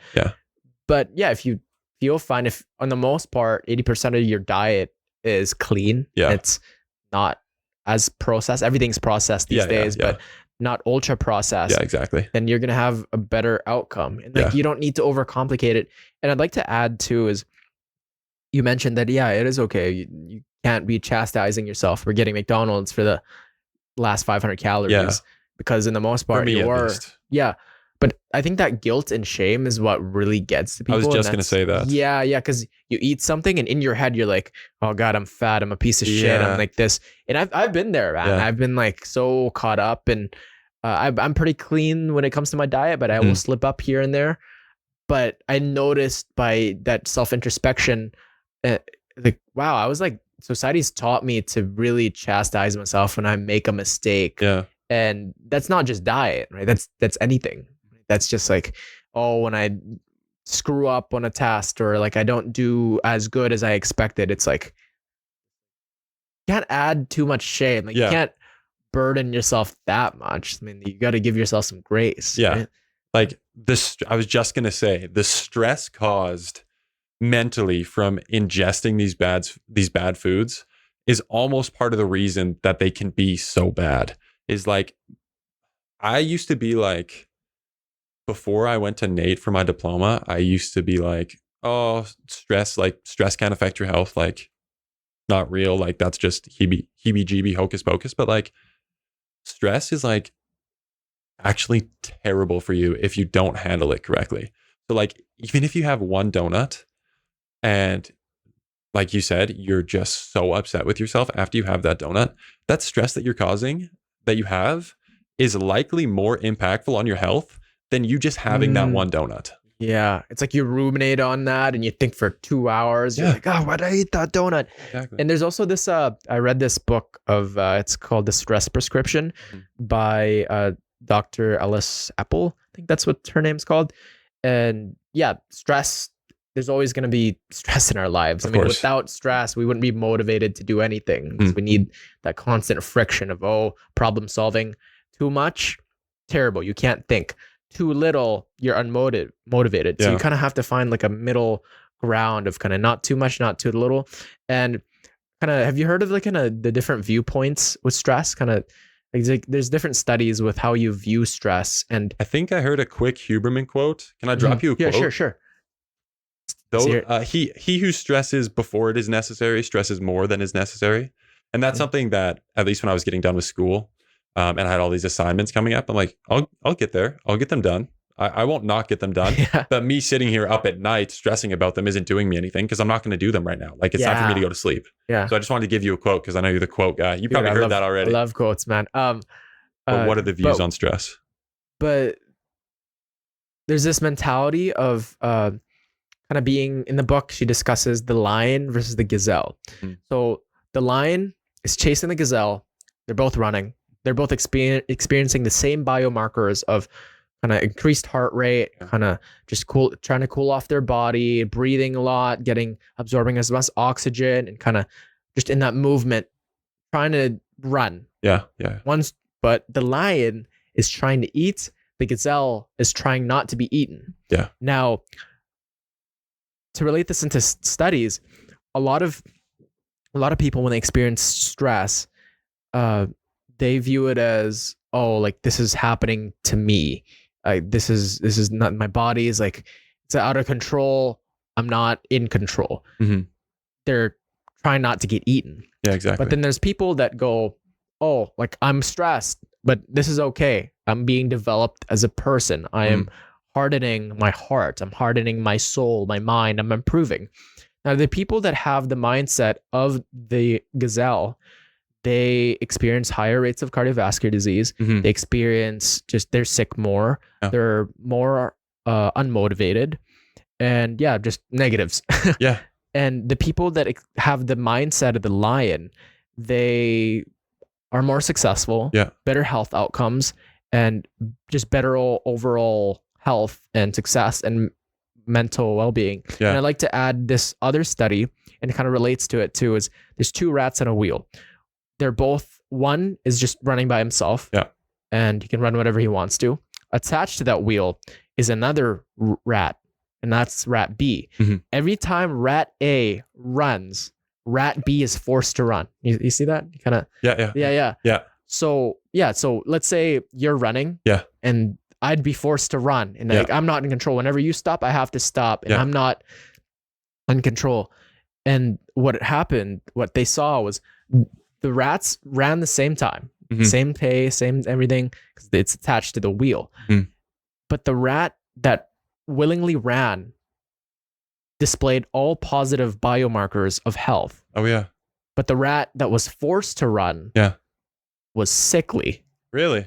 So relating that to the lion, the rat A kind of had the stress levels of kind of, this is on them, they're in control. Rat B, does that make sense? Yeah, that's almost exactly. I think the quote from the one I told you was not a Huberman quote, but I think I saw a clip of something where he said that, where he said biomarkers, blah blah blah. He related it something to positive health. He said people who handle stress, people who become overwhelmed by stress have all these negative side effects.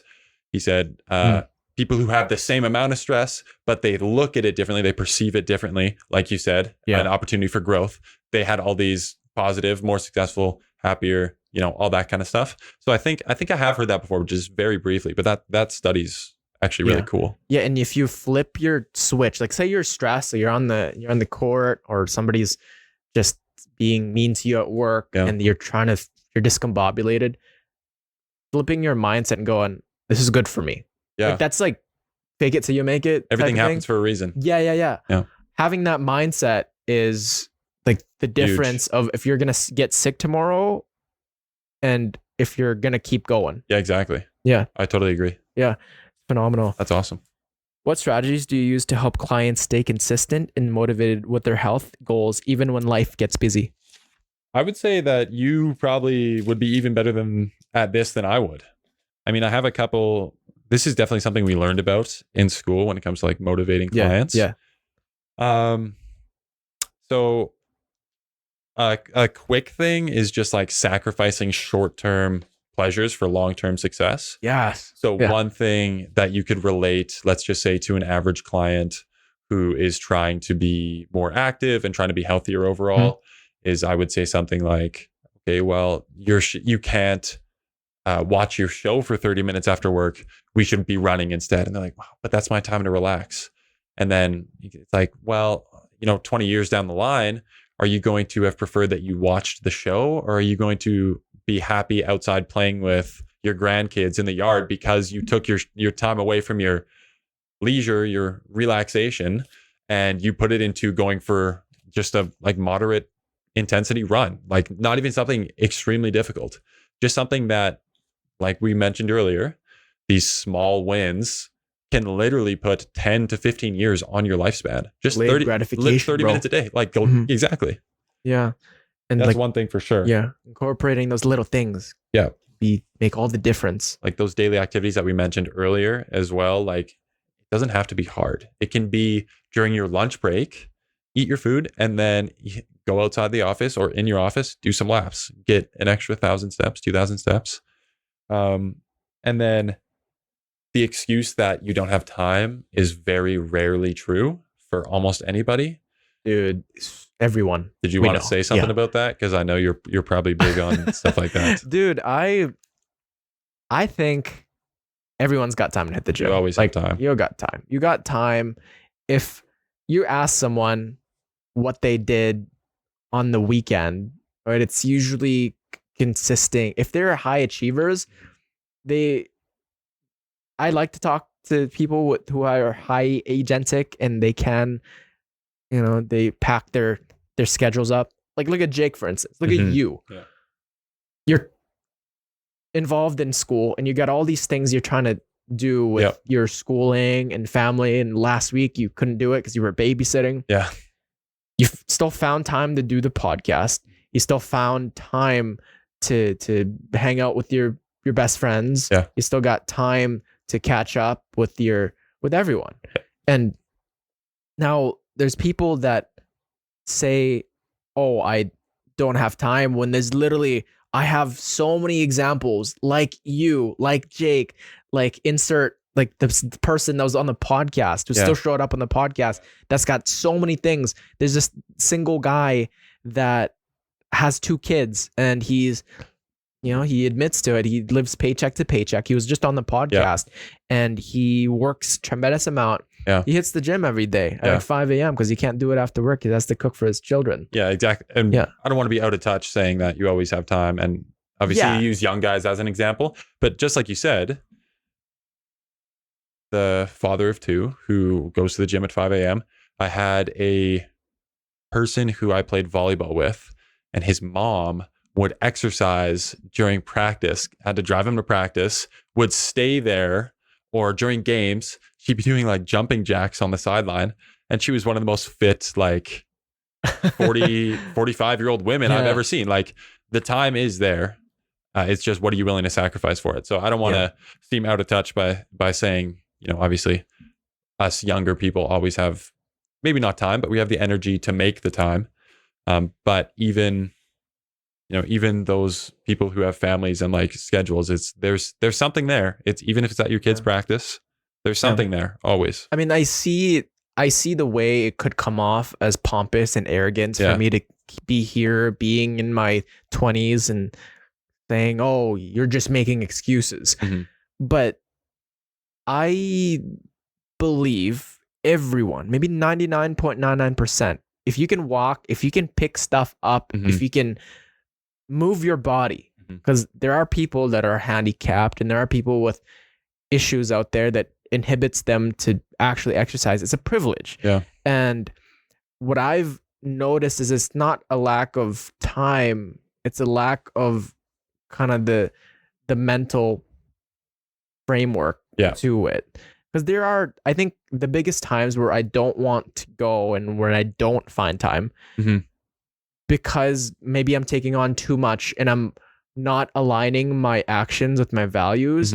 Like I'm saying yes to that person who just goes on their phone while they're talking to me all the time. And I don't really like, it's just people are pleasing too many people. Yeah, weighing what matters, right? Yeah. And if you actually go with what you want, and no normal person says, I don't want to be healthy. Yeah, exactly. Everyone wants health. That's just something that even money, that not everyone can say, oh, like money makes me happy, right? Because money doesn't. But like health, whether it doesn't even have to be exercise. It could be meditation. It could be just something where you are reducing kind of the mental friction that is happening. Because I'm sure you're the same, and you're very in the fitness side of things. Yeah. It's not the same. The day where you don't work out and you gonna get the juices flowing, it doesn't feel good. Yeah, I would say I just talked about this with my girlfriend's dad yesterday, but he brought up a good point. Everyone wants to be healthy, like you said. And a lot of people think that money makes them happy, but I bet you could go and interview any millionaire, any billionaire who's 50 or 60, 70 years old. And how much money would they give away to be 20 again, right? Like I've been really enjoying, I kind of have been thinking about that recently. And it's just allowed me to do more, for lack of a better term, main character shit, stuff that you can only do when you're 20. If I got the opportunity to go skydiving, I used to be just like, but I talked about it with my girlfriend too. I would go skydiving now, like stuff that you can do when you're 20. Not necessarily that skydiving is a great example, but running, jumping, sprinting, doing all this stuff that kind of slowly fades away. And like you said, anyone who'd want to be healthy, my girlfriend's dad said that an industry that will likely never die until aging is completely solved is just longevity, just like figuring out how to be healthier, how to add 10 to 15 years on your life. Because there's even people like Brian Johnson. Do you know Brian Johnson? The guy who... I do. The weightlifter? He's like the health guy who... he only has 1,937 calories a day. Is he the guy who's like focusing on living to like forever? Like that? And he looks like a vampire. He's like a pale vampire guy. Gets his son to give him blood? Yeah. That guy. So like that guy is borderline billionaire, and he's spending millions of dollars a year to be younger. He's not spending millions of dollars a year to be richer. So like you always have time. And sometimes people just need to hear that. Some people are strong enough mentally to just take the blunt force of hey, you have time, like you have to just make it work. Yeah. Like you need to make it work. What I've been trying to implement in this podcast, and sure, lots of people think that this podcast is all about like vulnerability and we all just like talk about feelings and stuff. But I'm making the distinction too, and I try to reinforce it with every single pod. And when it does come to it and a topic gets brought up, yes, you can talk about your depression here, your anxiety, and it's tough. And I've heard many stories off camera. The people that do truly open up to me, they reveal like some horrific things, and I'm sorry for that. And it's tough. And all my hearts and prayers go out to the people that have lost someone that is going through suicidal thoughts and depression. But one thing is you can't act like the victim, right? There's like life's going to come at you. And one of the best ways to alleviate the pain and suffering that you are feeling is movement in any form and never giving up. And there's the distinction too, where, okay, you can be vulnerable and you have to share with your friends, but you got to do something about it. You know, like sure you can keep it long term, but you got to get after it. And that's like the message that I want to get out there too, which is like discipline, vulnerability, kind of forgiveness yourself, empathy. There's all these good qualities, and to relate that into kind of the time, kind of what billionaires want. Yeah. All of them are just trying to be healthy, all of them trying to be younger. But from listening to a lot of these high achieving people too, they're not happy. Not always. No. I'd say rarely. Bro, I gotta drop you this quote by Elon Musk, and I've been trying to memorize them, and it's just tough to. You have a lot. He was asked that why do people want to be like you, and he replied with, nobody wants to be like me. And he replies, he goes, my mind is a storm. I don't think most people would want to be me. They may think they want to be me, but they don't know. They don't understand. Like you have all these like we see, insert your favorite athlete, insert this ultra rich billionaire, even the actor, and it seems like their life is perfect, but you don't know whether they want to crash that Bugatti in the next lamppost. Yeah. You know, like everybody wants the prize, but no one wants the process. Like, what did it take to get there? You know what I mean? And that's something that I've been pondering. Is sure we can build the business, and sure we can go follow our dreams, but is it what society's told us is important to us, or is it what we truly want? I would say it takes a certain level of kind of maturity to understand that. I feel like a lot of people will see people like Elon Musk, and they'll say that they want to be him because the shell of him is a very smart, like one of the smartest people on the planet. He has infinite money practically. And they think that life is easy.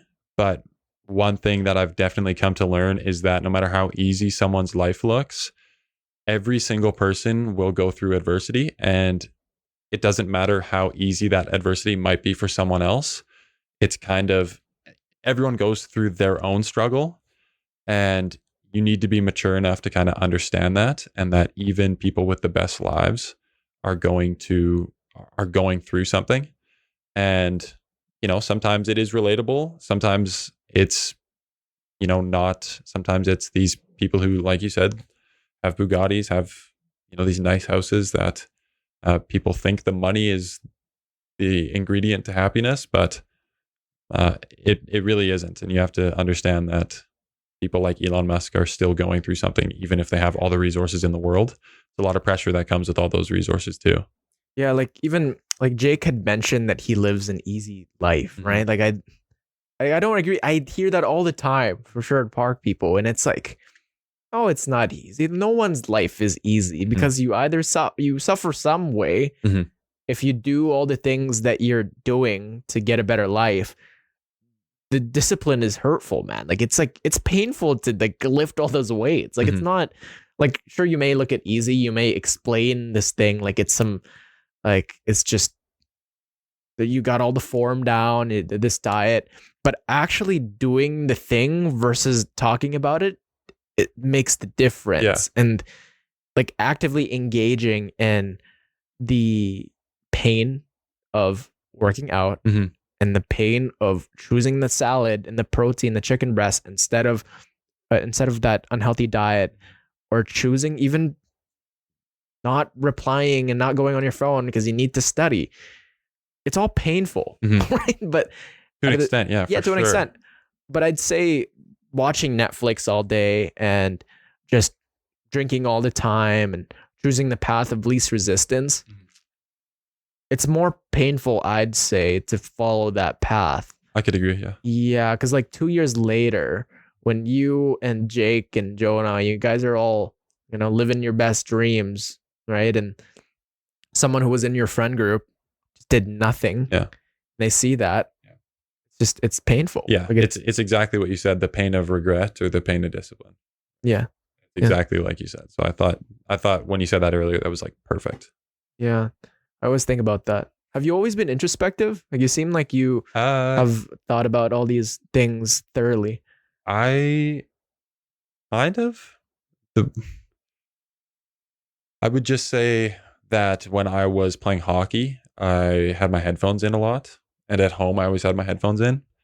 So maybe some of the stuff like I listened to, I would always listen to I wouldn't always listen to music. Sometimes I listen to audiobooks, podcasts, motivational content, just stuff like that. Even though some motivational content can be kind of corny, I guess you could say.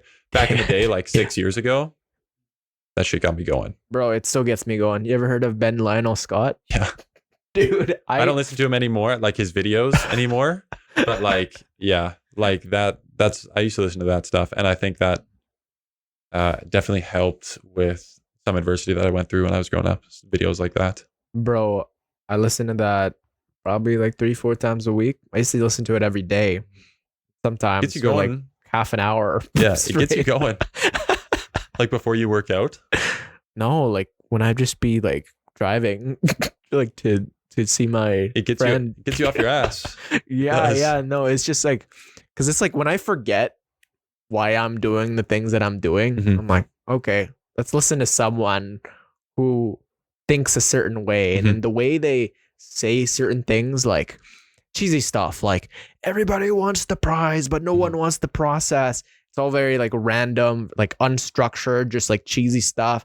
Like you follow the path of most resistance, and like the pain of regret, pain of discipline. They repeat that all the time. Yeah. Eventually, your brain just absorbs that, and you just think that way. Yeah, and even listening to it kind of just like itches a part of your brain that feels good. Yeah. Yeah. It gets you going.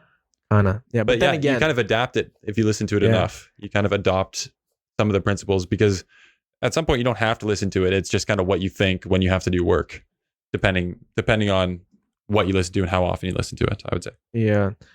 How do you rationalize the kind of that setback that you did go through with hockey? Yeah, because I'm sure with losing things that you're especially very passionate about, because you did go through, you said overtraining and kind of you've felt mental fatigue. Yeah. Like, how do you rationalize kind of that lost opportunity, or like the what ifs? Like, do you think about that at all? Would say, so I still think about it quite a bit, but Jake said little depression. It's like, I wouldn't go far enough to say that I was like depressed, but like I would think about it every day. And it was just like, it was a lot mentally, I would say, because my whole life had been devoted to that. But I am not very good at it, but I try to be Christian. And my girlfriend I've been dating her for 5 and a bit years now. And she is like, congratulations. Yeah, that's she's a long like time, long term. My rock. Like anytime, like no doubt I'm going to marry her, but like she helps me through it a lot, and she's so supportive. And even now, like when it comes to like making food, it's like I come home and she's always there to, support me if I need. She'd jump in front of a bus for me. Like I swear to God. That's and she makes food for me and stuff all the time. Yeah. So she is, without her, I genuinely don't know what I'd be doing. Like genuinely, I wouldn't have processed it as well, I would say. But everything happens for a reason. Yeah, so I live by that still. That there's all these people that say, "Oh, I was self-made. Oh, like I got here all by myself." Like, no, you didn't. Who do you think made your food? Who fed you when you were younger? Yeah. Who gave you the inspiration to start that business, that career? Who was there for you when you felt like you were going to give up? You're not self-made. No one's self-made. No one.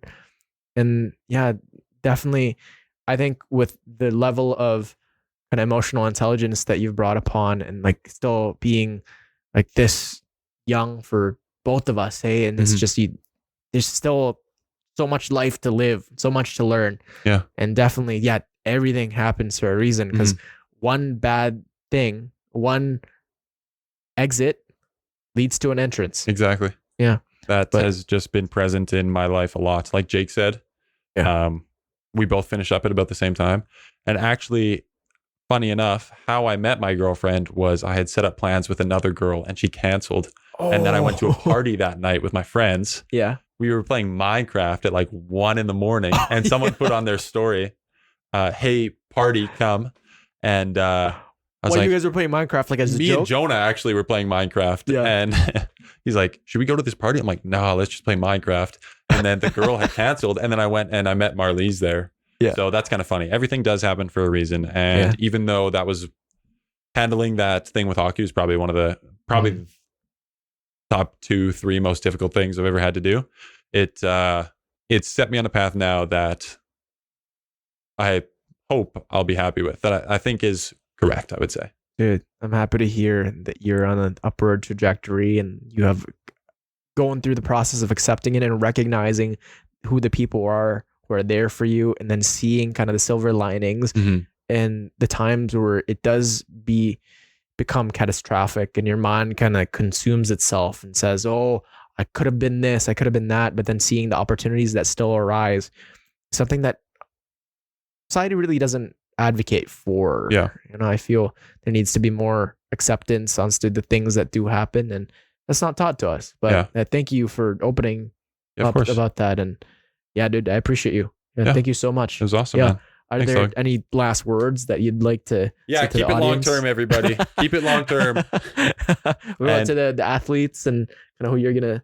Okay, spotlight. Jake and I are gonna work to do everything that we can for you guys, and yeah, I'm just really excited to get going with that. And it was really fun being on the podcast with Advin, and hopefully I can make a return sometime in the future, because I had a good time today. This won't be the last, man. I think I really appreciate the level of emotional intelligence and kind of the story that you have instilled. And yeah, just I love learning from people and just kind of hearing their stories and seeing the way you explain the plans, and I could clearly tell the passion is there. Yes, thank you, sir. Everyone, Spotlight is the answer. Okay, if you're looking for any programs, Spotlight. But yeah, as always, to everyone listening and watching, there is a place for you in this chaotic world. Never lose hope, strengthen your faith, and keep it long term. Tyler, Moline. Yes, sir. Everyone, peace. Beautiful, sir.